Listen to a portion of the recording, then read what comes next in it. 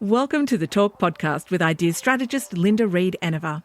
Talk is where we chat about ideas and inspiration you can use to market your business. Get ready for practical tips you can implement today with your host, Linda Reed-Enever. I'm Linda Reed-Enever. I'm an ideas and marketing strategist, and I love nothing more than teaching you what I do. I'm going to share with you the formula of a newsletter, and this is the formula of a newsletter that we use in-house here at Enever Group. It's what we use with our clients, and I'm going to share that with you today so that you can be using it in your own newsletters. Now, I have a downloadable for this one, so if you want to go and download the formula of a newsletter, you can go and download the cheat sheet and pop it in, and you join my newsletter because you're going to download the cheat sheet along the way.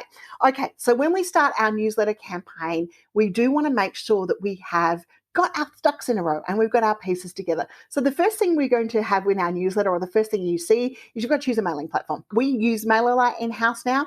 We have used MailChimp in the past. We've tried things like ActiveCampaign, Constant Contact, those ones, but we're finding MailerLite working really well for us in-house now as a team.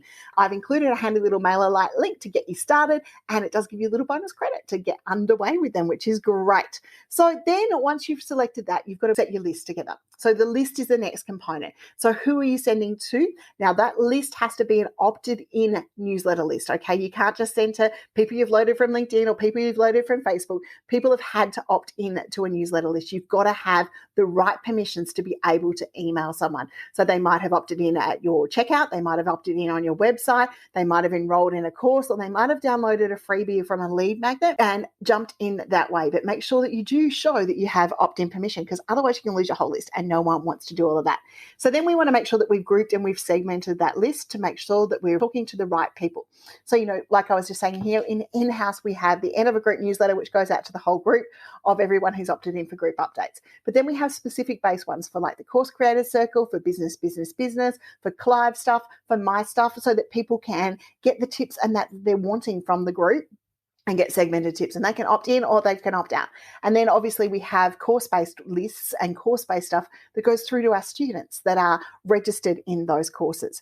But when the formula about what we're going to share with these people, when we're going to give them an update and we're going to put in a newsletter, it's pretty much the same. The first thing we look at is our campaign name, and that's going to be the thing that says Open Me.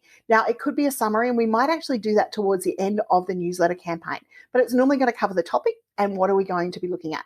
So then we delve into the newsletter layout itself. Then we obviously need to have a header and our brand. Now, what I like to have in there is some extra links that might help people, almost like a little bit of a menu navigation that helps them being able to connect with you and find some other resources that you have. Then you have your introduction to your newsletter. You want to use your people's name in the introduction to the newsletter so that they can connect with you and they feel connected. That introduction should introduce what the newsletter is about. And I like to keep in our introductions a little tip that they don't get anywhere else but in our newsletter. That makes it exclusive, and it also gives people a reason to open the newsletter each and every month because they're not getting regurgitated stuff. Then we're looking at content that has purpose for the subscriber.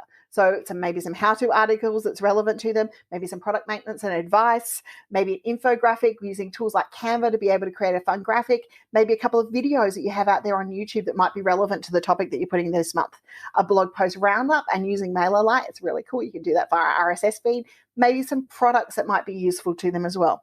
And if you have any events, you might do that as well.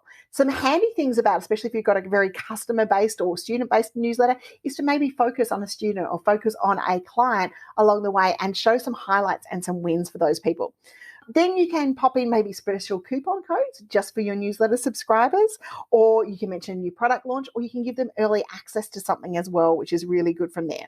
So below is a bit of a format in that cheat sheet that I'm going to give you that we use with our clients. The first is our title. The second is a tagline, because we might as well use the space that we've got. Then we have our introduction. What products or webinars or events are we going to include in that newsletter? What is our featured post or video that we want to pop in there? And we try and keep 2 of those in there as well. Then we've got our product 3 and our product 4 along the way that will help from that point of view. And then another couple of blog posts using those RSS feeds. So being able to make sure that we have educated. And then, of course, most importantly, the tip, the one thing that only our newsletter subscribers get. And we pop that in there as well to help our people engage. So when you're putting your newsletter together, make sure that you are not using it just as a sales pitch. You are educating, you're empowering, you're engaging your people to stay connected, stay on the list, open that newsletter from you each and every month. Okay, there you go. Happy newsletter creating. I look forward to seeing what you're creating Inside your marketing planner, you have the newsletter template ready to go. Thank you for listening to another episode of Talk with Linda Reed-Enever. Make sure you subscribe via your favourite podcast app so you don't miss the next great episode. You can find more ideas and inspiration at lindareedenever.com.au.